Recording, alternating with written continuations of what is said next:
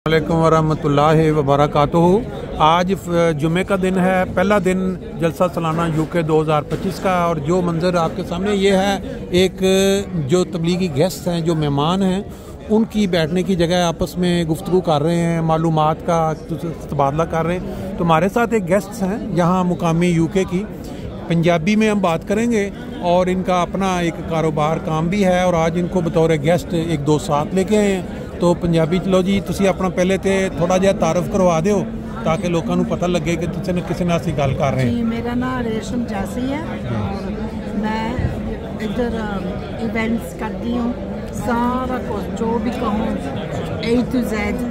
सारा decoration, table cloths, linens, centre pieces, stage table, arches, flower arches,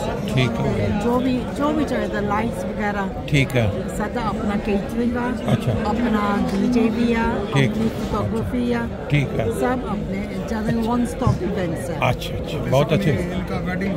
wedding business, wedding से related, हाँ जी, ठीक है, बिल्कुल सही। पार्टीज, बर्थडेज, कुछ भी। अच्छा, ਜਿਹੜਾ ਅੱਜ ਦਾ ਜਿਹੜਾ ਪ੍ਰੋਗਰਾਮ ਹੋਇਆ ਜੁਮਾ, ਤੁਸੀਂ ਸ਼ਾਇਦ ਦੇਖਿਆ ਕਿ ਇਹ ਤੁਹਾਨੂੰ ਕਿਸ ਤਰ੍ਹਾਂ ਇੰਟਰੋਡਕਸ਼ਨ ਹੋਈ ਸਾਡੀ ਇਸ ਕਮਿਊਨਿਟੀ ਦੇ ਨਾਲ? ਮੇਰੀ ਇਵੈਂਟਸ ਜੋ ਮੈਂ ਕਰਦੀ ਹਾਂ ਉਹਦੀ ਸ਼ੌਪ ਵੀ ਹੈ, ਠੀਕ ਹੈ, ਤੇ ਉਹ ਜੋ ਵੀ ਇਵੈਂਟਸ में मटेरियल लगता है वो ਅਸੀਂ ਵੇਚਦੇ ਵੀ ਹਾਂ। ਅੱਛਾ ਅੱਛਾ, ਇੱਕ ਮੇਰੇ ਕਸਟਮਰ ਆਉਂਦੇ ਹੁੰਦੇ ਮਾਰਕੀਟ ਦੇ ਵਿੱਚ, ਠੀਕ ਹੈ, ਤੇ ਉਹ फ्रेंडशिप हो गई, ठीक है, ठीक है। उन्होंने अज के प्रोग्राम वास्ते तो तुहानू कोई थोड़ा बहुता बुनियादी इंट्रोडक्शन है साडी इस कम्यूनिटी का कि कम्यूनिटी की ए ब्रांच का नहीं मैनू, ठीक है, हुणे पता लगा, ठीक है, नहीं मैं अगर इलम च नहीं ना, मैं सिर्फ शॉर्ट जिहा तुहानू दसांगा ताकि तुहाडे भी इलम च आवे, होर जिहड़े लोग सुनणगे। साडी जिहड़ी कम्यूनिटी है इनू अहमदिया कम्यूनिटी कहा जाता है। उन्होंने दस्सिया मैनू इस्लाम दे विच जिहड़ा इस मुसलमान ने ना, उन्हां दे विच डिफरेंट तरह के सैक्ट हैगे ने काफ़ी, ते बाकी जिन्ने सैक्ट ने ना उन्होंने इकट्ठा हो के ना ये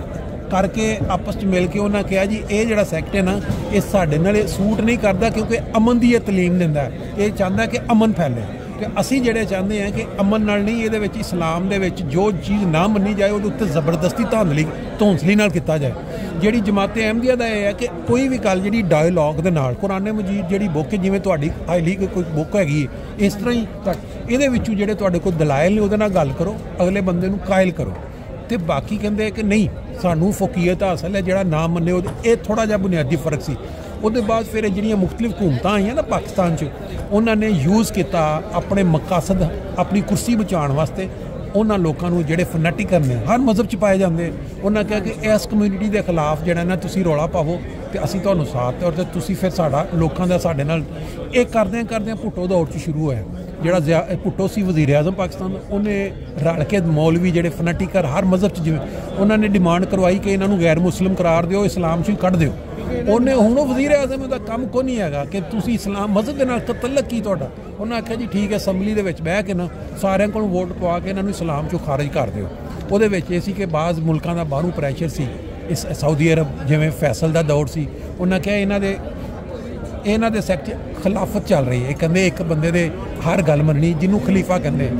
ਉਹਦਾ ਸੀ कि ये क्यों खिलाफत इन्हां 'ਚ चलदी है, इन्हां नूं किसी नूं काबू करो तो असीं अपना शुरू करो। वो एक सियासी फैसला सी। ਉਹਦੇ बाद फिर जियाउल हक ने आके कानून बनाते कि ये जिहड़े इस्लाम, जेकर ये मुसलमान अपने आप नूं सलाम करके भी तो बंदा मुसलमान शो करता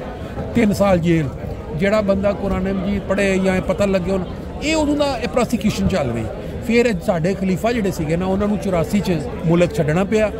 इस वास्ते कि उत्थे तबलीग हो ही नहीं सी सकदा। एक मुसलमान जिहड़ा वो ये कि उन्हें अपने मजहब की गलबात दूजे नाल करनी है, उन्होंने पाबंदी लाती, फिर छड्ड के इत्थे आ गया। उसके बाद फिर जिहड़ी जमात, हाँ जी, मतलब बिल्कुल साडी जिहड़ी जमात इत्थे फिर इस्टैबलिश हुई है जमात अहमदिया। इहड़ी जगह तुसीं देख रहे, पहले छोटी लई फिर वड्डी, हुण इत्थे सारी दुनिया तो लोग आते हैं, हर साल प्रोग्राम होंदा है। जिस तरह तुसीं गैस्ट आए हो ना अज, इस तरह ही बहुत सारे लोग होर भी गैस्ट लैके आए ताकि उन्होंने पता लगे कि जिहड़ी साडी जमात कम्यूनिटी पुरअमन है, या दूजे मुसलमान जिहड़े सैक्ट ने जिहड़े कहंदे कि जबरदस्ती दूजिਆਂ ਦੇ ठोस, वो नहीं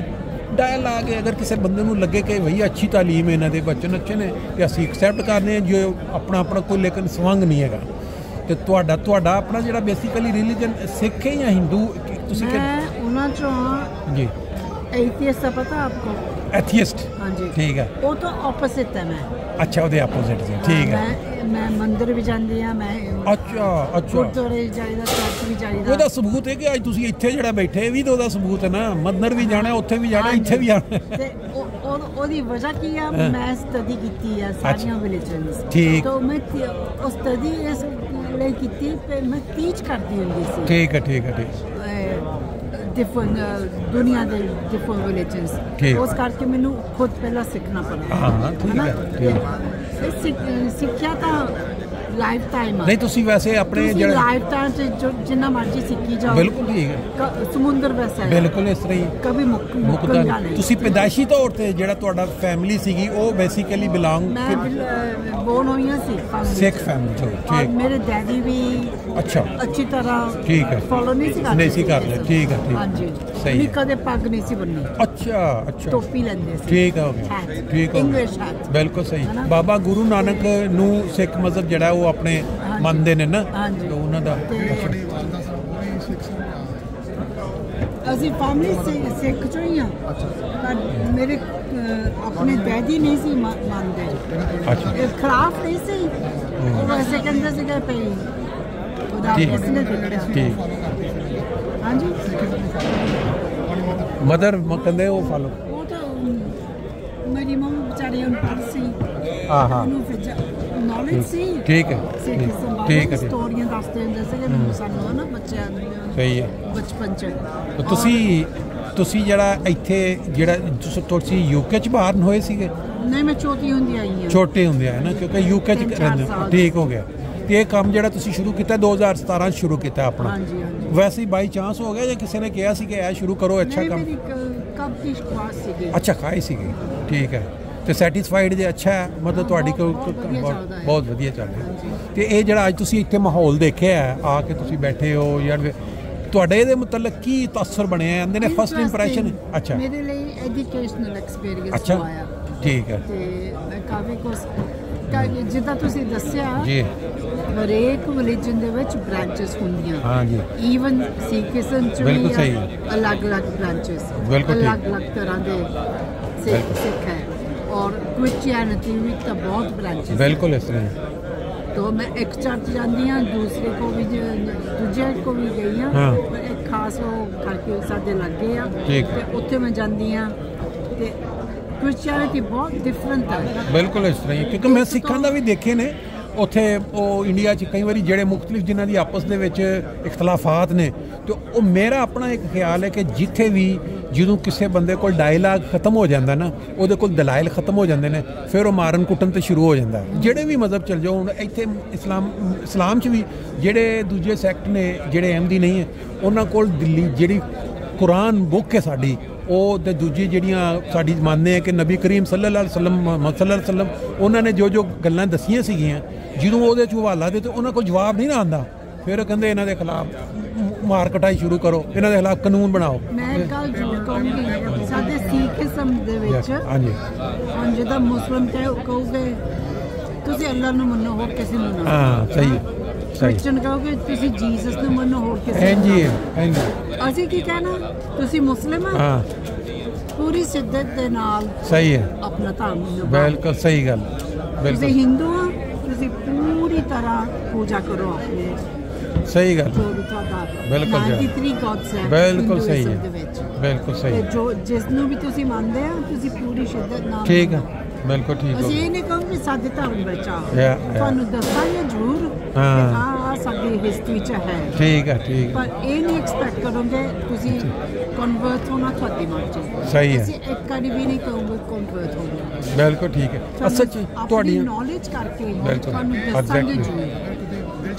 ਪਰ ਅਸੀਂ ਐਕਸਪੈਕਟ ਨਹੀਂ ਕਰਾਂਗੇ ਤੁਹਾਨੂੰ ਕਹਾਂਗੇ ਨਹੀਂ ਕਿ ਤੁਸੀਂ ਸਾਡੇ ਵਿੱਚ ਆ ਜਾਓ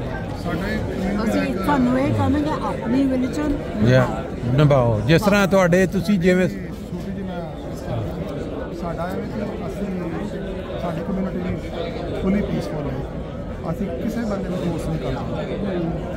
ਅਸੀਂ ਟੇਬਲ ਟਾਕ ਤੇ ਯਕੀਨ ਰੱਖਦੇ ਹਾਂ ਆਪਣੀ ਜੋ ਘਰ ਪੁੱਛੀ ਚੀਜ਼ਾਂ ਨੇ ਉਹ ਦੂਸਰੇ ਨੂੰ ਦੱਸੋ ਵਹਾਓ ठीक है ना। जिस तरह किसी ने फुलों का गुलदस्ता पेश करेगा जो तुहानूं अच्छा लगे तो खुशबू दो, बाकी अच्छियां गल्लां दसने अगर किसी को कन्विंस होंदियां ने अच्छियां लगदियां ने वेलकम, अगर नहीं लगदियां तो साडे तरफों कोई नहीं। साडी दोस्ती फ्रैंडशिप उसी तरीके आई रहेगी, तलका उस तरीके आई रहेगी, हर एक नाल साडा बहुत प्यार ते यकीन रखते हैं। बिल्कुल सिर्फ है वे कि जिस तरह असीं सिर्फ यह समझाने कि जितने भी दुनिया में जितने उदाहरण हर मतलब किसी ना किसी का वेट कर रहे हैं, इंतजार कर रहे हैं आए, ठीक है ना। कोई मिसाल के तौर पर हिंदू जोड़े ने वो क्रिश्चन का वेट कर रहे हैं, ठीक है ना। ईसाई जोड़े ने वो ईसा अलैहिस्सलाम का वेट कर रहे हैं। इस तरह मुसलमान भी ईसा अलैहिस्सलाम को जिंदा समान के समझ बड़ा इंतजार कर रहे हैं। ਅਸੀਂ ਆਨੇ ਆ ਕਿ ਸਾਡੇ ਮਸੀਹ ਮੌਜੂਦਾ ਤੋਂ ਸਲਾਮ ਮਸਾਇਆ ਪ੍ਰੋਮਿਸ ਮਸਾਇਆ ਜਿਨ੍ਹਾਂ ਦਾ ਅਸੀਂ ਇੰਤਜ਼ਾਰ ਕਰ ਰਹੇ ਸਨ, ਮੁਸਲਮਾਨ ਵੀ ਕਰ ਰਹੇ ਸਨ, ਈਸਾਈ ਵੀ ਕਰ ਰਹੇ ਸਨ, ਦੂਸਰੇ ਮਜ਼ਹਬ ਦੇ ਲੋਕ ਵੀ ਕਰ ਰਹੇ ਸਨ। ਹਰ ਮਜ਼ਹਬ ਕਿਸੇ ਨਾ ਕਿਸੇ ਦਾ ਇੰਤਜ਼ਾਰ ਕਰ ਰਿਹਾ। ਅਸੀਂ ਉਹਨੇ ਕਿ ਜਿਹੜੀ ਖੁਦਾ ਤਾਲਾ ਨੇ ਪੇਸ਼ਗੋਈ ਕੀਤੀ ਸੀ ਕਿ ਉਸ ਮਸੀਹ ਨੇ ਆਉਣਾ ਹੈ, ਮਸਾਇਆ ਨੇ ਆਉਣਾ ਹੈ, ਉਹ ਆ ਗਿਆ। ਉਹਨਾਂ ਦਾ ਨਾਮ ਹੈ ਮਿਰਜ਼ਾ ਗੁਲਾਮ ਅਹਿਮਦ ਕਾਦੀਆਨੀ ਇਸਲਾਮ। ਇੰਡੀਆ ਵਿੱਚ ਉਹਨਾਂ ਦੀ ਬਲੈਸ਼ ਹੋਈ ਉਦੋਂ ਉੱਥੇ ਉਹਨਾਂ ਨੇ ਆਪਣਾ ਦਾਅਵਾ ਕੀਤਾ ਕਿ ਮੈਨੂੰ ਖੁਦਾ ਤਾਲਾ ਨੇ ਕਿਹਾ ਹੈ ਕਿ ਲੋਕਾਂ ਨੂੰ ਦੱਸ ਕੇ ਮੈਂ ਉਹੀ ਮਸਾਇਆ ਵਾਂ ਜਾਂ ਮੈਂ ਉਹੀ ਨਬੀ ਹਾਂ ਜਿਹਦਾ ਲੋਕ ਇੰਤਜ਼ਾਰ ਕਰਦੇ ਇਹ ਫਰਕ ਹੈ ਹਾਂ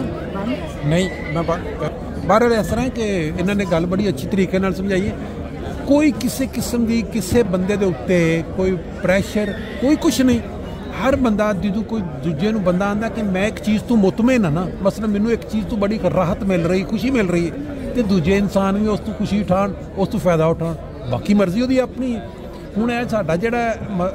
ਸੈਕਟ ਹੈ ਜਾਂ ਜਿਹਨੂੰ ਤੁਸੀਂ ਕਹਿ ਲਓ ਕਿ ਅਹਿਮਦੀਆ ਜਿਹੜੀ ਜਮਾਤ ਜਿੱਥੇ ਤੁਸੀਂ,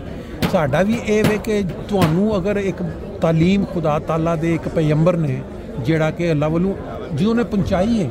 ਤੇ ਸਾਡਾ ਇਹ ਫਰਜ਼ ਹੈ ਕਿ ਅਸੀਂ ਲੋਕਾਂ ਨੂੰ ਦੱਸੀਏ ਕਿ ਹੋ ਗਿਆ, ਲੋਕਾਂ ਨੂੰ ਦੱਸੀਏ। ਅਗਰ ਕੋਈ ਫਾਇਦਾ ਉਠਾਉਣਾ ਚਾਹੁੰਦਾ ਉਠਾਏ, ਇਹ ਕੋਈ ਇਹਦੇ 'ਚ ਕੋਈ ਸਵਾਲ ਆਪਣੀ ਮਰਜ਼ੀ ਹੈ ਹਰ ਕਿਸੇ ਦੀ। ਤੇ ਇਨਸਾਨ ਅੱਲਾਹ ਤਾਲਾ ਦਾ ਇਨਸਾਨ ਦਾ ਬੰਦਾ ਕਿ ਆਪਾਂ ਬਿਲਕੁਲ ਸਹੀ ਇਨਸਾਨ ਦਾ ਕਿਸੇ ਦੇ ਲੋਕ ਅੱਛੀ ਚੀਜ਼ ਦੀ ਇਨਸਾਨ ਨੂੰ ਤਲਾਸ਼ ਕਰਨਾ ਚਾਹੀਦਾ ਹੈ। ਜਿਹੜੀਆਂ ਅੱਛਾਈਆਂ ਕਿਸੇ ਕੌਮ ਦੀਆਂ ਅੱਛਾਈਆਂ ਹੋਣ ਬਾਸ਼ਾ ਜੀ ਬੜੀ ਅੱਛੀ ਗੁਫ਼ਤਗੂ, ਮਜ਼ਾ ਆਇਆ ਤੁਹਾਡੇ ਨਾਲ ਗੱਲ ਕਰਕੇ। ਤੇ ਬਾਕੀ ਇਨਸ਼ਾ ਅੱਲਾਹ ਤਾਲਾ ਫਿਰ